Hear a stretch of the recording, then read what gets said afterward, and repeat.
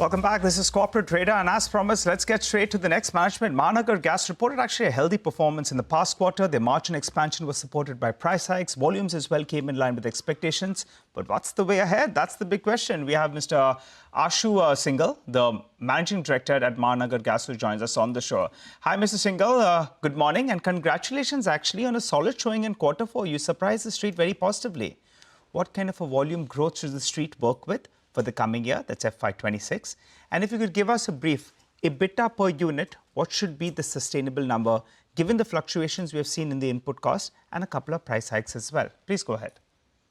Yeah, good morning, everyone. Yeah, we have a good result last quarter and the whole financial year. If you see the whole financial year, we had volume growth of around 5.5% year on year. And this year, we have more than 12% year on year growth. The Q4 also, we have seen a growth of around 11 to 12%.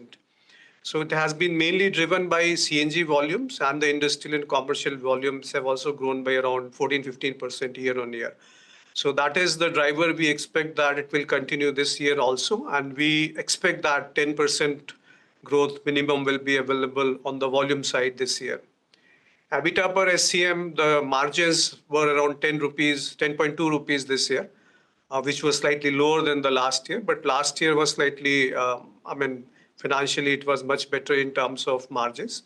However, growth-wise, this year has been better. So growth is more important if you see the parameters which are critical for the company's longevity. Okay, all right. So what does it mean, sir, in terms of an EBITDA per ton? Volume growth of 10%, we got that. EBITDA per SCM, beg your pardon, it was at around 10 rupees. You'll hold it around there? Yeah, last year it was 13.9 rupees and this year it is 10 rupees. So we expect around 9 to 11 rupees or maybe 9.5 rupees also. It depends on, how the crude prices fluctuate, because a lot of our gas is being purchased through crude mechanism, and APM gas allocation has come down in last 3-4 months. So that will be high on our procurement cost side, as well as it depends on what is the Henry Hub prices. And how much price we can pass on to the customer. Yes, but 9 to 10.5 rupees would be the new guidance for this current year. Right. So in fact, that was exactly my next question. If you could give us some more color into this whole, gas availability or mix, your feedstock mix, because that's been the big talking point over the last couple of months, right? The gradual declining trajectory in the APM gas share in your overall mix. And I think there was some back and forth, and then there was some talk about it being reinstated, not as low as what the market was fearing. But you'd agree that the general direction of getting more APM gas is on a declining side, right? So what is your feedstock mix going to be?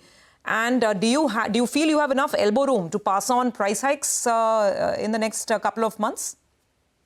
If you see the holistic macro level picture, yes, the APM gas has been coming down, but there are 2-3 aspects to it. One is that domestic PNG. We are getting 100% gas allocation of APM, which is the domestic gas, the cheapest gas available in the country. Coming to industrial and commercial, we were never getting the domestic gas, so it was always being met through RLNG import or LNG imports. Now the CNG segment is where the fluctuations has been happening. We were having around 70%, which came down to 50%, then 36%. It again rose to 51%. Now it is at 36% level. But the good part is that the Indian crude basket has also come down. So currently we are having around $64 per barrel, the price level, and 12% of that is the new well gas. So whatever APM deallocation is happening is getting converted into new well gas. So weighted average, yes, the procurement cost is going up. How much we can pass on will depend again on what are the petrol, diesel prices, what are our margins, and how much volume growth or trajectory we want to maintain. One important aspect is that we want to give more stability to CNG prices. So we don't want to keep on changing the CNG prices. No, absolutely. You said APM gas as a percentage, the share is right now at 36%, right? Or CNG, standalone CNG. Standalone CNG. And you expect it to be at least at 36% for how long? And what's the visibility till the next review or till the next change on this? As I mentioned, whatever deallocation of APM is happening in CNG is getting converted into new well gas. Correct. It's slightly costlier than the APM gas. No, I'm talking about the old well, the one that you were getting at lower prices from the old well. That allocation, that is at 36%, right? Yeah, for CNG it is 36% and it may come down next year. I mean, corrections have happened since last 3-4 months, so we don't expect any changes in a sudden manner for next at least a year or so. There can be some minor adjustments, but as per the Kirit Parikh committee recommendation, around 7% annual reduction is expected every year. So we think maybe around next year, March, April, we will see another reduction.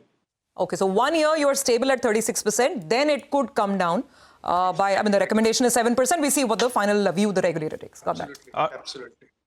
Okay, all right. Sir, I wanted your take with regard to the recent directions we've been hearing about the BMC. They have been talking about larger number of roadside vendors and eateries that have to start shifting to clean fuel, and they have mentioned that probably the street believes that you could be a beneficiary. I think this implementation, they have mentioned the use of either CNG, PNG by July 8th, which could be a positive for a company like yours. What is your comment on it? See, there are two aspects to it. One is the eateries and the bakeries, and the other part is the diesel and petrol vehicles getting converted into CNG or electric vehicles. So eateries and hotels and small bakeries will be, we are exploring that. Our network is already present. We are already supplying around 400 to 500 bakeries which are getting PNG. So we are in discussion with the bakery owners and other stakeholders to start supplying more PNG. The problem is that they are using currently solid fuel or cheap fuel or liquid fuel, which is again very cheap. So there is some conversion cost involved, then there is some connectivity issues, and then the affordability points. So all these things are getting, we are in discussion with these people, and hopefully we'll be able to address some of them. Regarding CNG vehicles promotion, already Bombay High Court has formed a committee. Several meetings have taken place, and maybe within a month's time, we will be able to submit our recommendation to the High Court. And thereafter, we may see some more traction in line of Delhi, where maybe diesel and petrol vehicles have been phased out in a gradual manner, replaced by CNG and electric vehicles.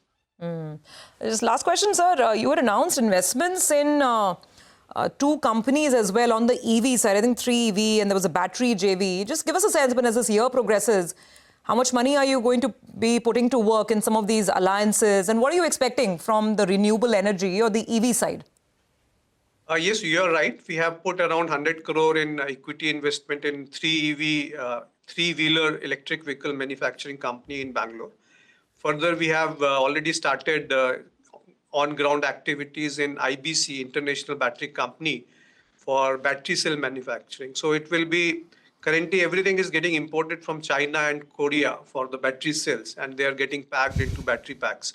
So within a 12-15 months, we will be able to commission this plant. We have already acquired the land, IBC India Limited. We have got 40% stake.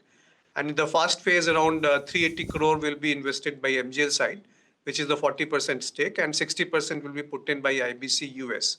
So we expect for 12 to 14 months when the plant will be up and running.